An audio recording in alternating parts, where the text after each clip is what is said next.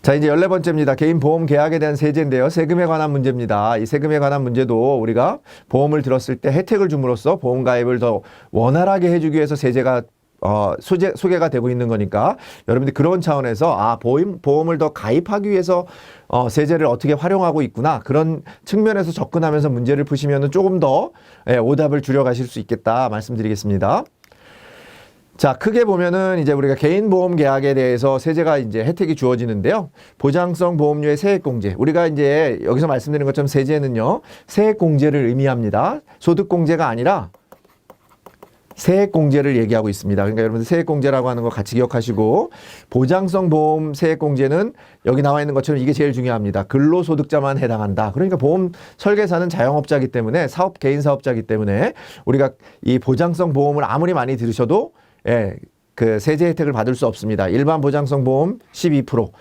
퍼센트 중요합니다. 일반 보장성 보험은 좀 적게 12%, 100만 원까지.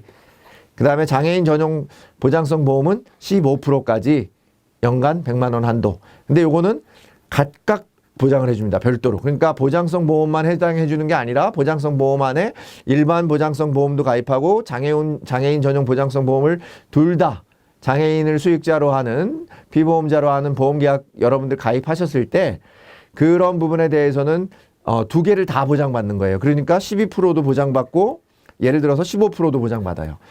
무슨 말씀인지 아시겠죠? 그러니까 각각 100만 원이니까 내가 12만 원 받고 15만 원 받을 수 있어요. 100만 원 기준으로 보면.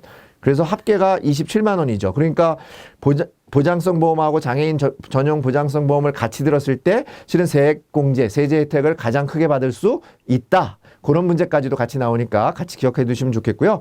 연금 계좌, 여러분들이 이제 연금 계좌라고 하는 보험이나 은행에 가입한 연금 계좌에 대해서 연금 저축이나 연금 보험에 대해서 여러분들 세액 공제를 받으실 수 있는데요. 요거는 근로소득자가 아니라 모든 사람이 가능한데 종합소득을 내는 종합소득자일 경우에는 연금 계좌 세액 공제를 받는다. 그렇게 받으시면 되겠습니다.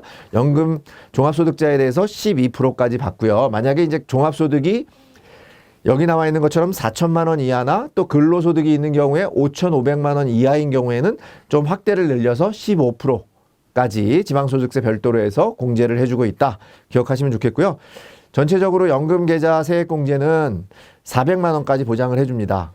근데 퇴직연금까지 합쳐가지고는 700만 원. 그러니까 퇴직연금에서 300만 원을 추가적으로 보장을 해주기 때문에 합쳐서 700만 원인데요. 우리 지난번에 이제 키노트 같은 데서도 우리가 좀 다뤄봤던 건데, 확정급여형이라고 해서 회사가 보장해주는 그런 퇴직금에 대해서, DB형에 대해서는 우리가 세액공제 혜택이 주어지지 않는다. 같이 꼭 기억하시면 좋겠습니다.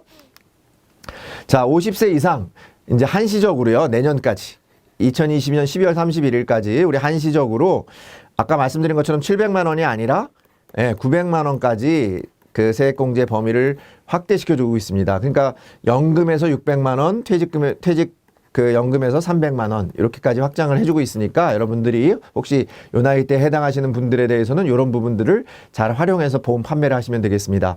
자, ISA라고 여러분들 뭐 최근에 이제 증권사에서 많이 이제 광고도 하고 그래서 들어보신 적이 있으실 수도 있고 모르시는 분이 많을 수 있는데, 실은 이거는 그냥 그 개인 저축 계좌입니다. 뭐 individual saving account라고 하는 개인 저축 계좌에 이제 추가 납입을 했을 때 여러분들이 여기에 가입하신 부분을 연금 계좌로 이동을 하셨을 때는 300만 원에까지 300만 원의 10%에 해당하는 부분까지 여러분들이 세액 공제를 추가적으로 받을 수 있다. 같이 기억하시면 좋겠습니다. 자, 저축성 보험 같은 경우에 이제 우리가 저축이니까 당연히 저축에 대해서 이자가 발생하면 이자 소득을 내겠죠. 그죠?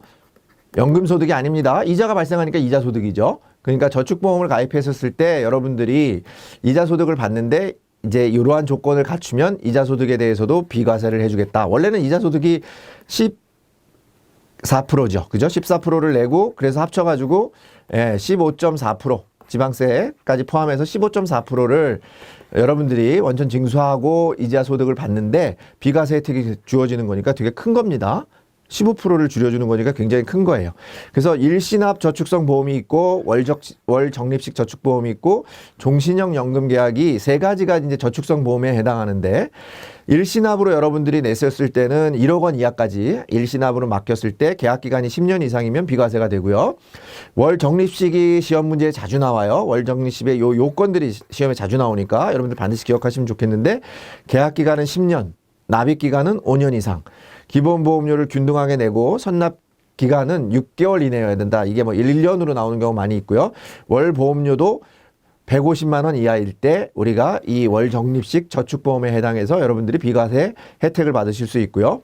종신형 연금보험 같은 경우에는 55세 이후에 수령하는 거고 그 연금 형태로만 받으셔야 돼요. 일시납으로 받으시면 안 되고 연금 형태로만 보험금을 수령하실 때 적용이 되고 사망 시 당연히 연금보험이니까 사망 시에는 연금 재원이 소멸되어야 되고요.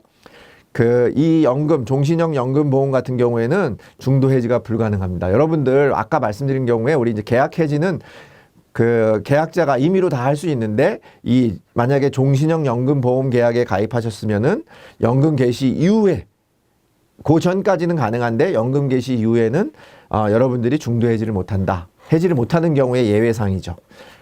이런 부분까지 알면 좋은데요. 여기까지는 여러분들이 꼭 모르셔도 되겠습니다. 자, 보장성 보험의 세액공제는 거주자가 아니라 뭐였습니까? 아까 근로소득자에 한한 거예요. 그죠? 그래서 우리 보험 설계사들은 적용이 안 된다고 말씀드렸잖아요. 그러니까 종합소득이 있는 경우에 해당되는 게 아니고 근로소득만 있을 때 해당된다.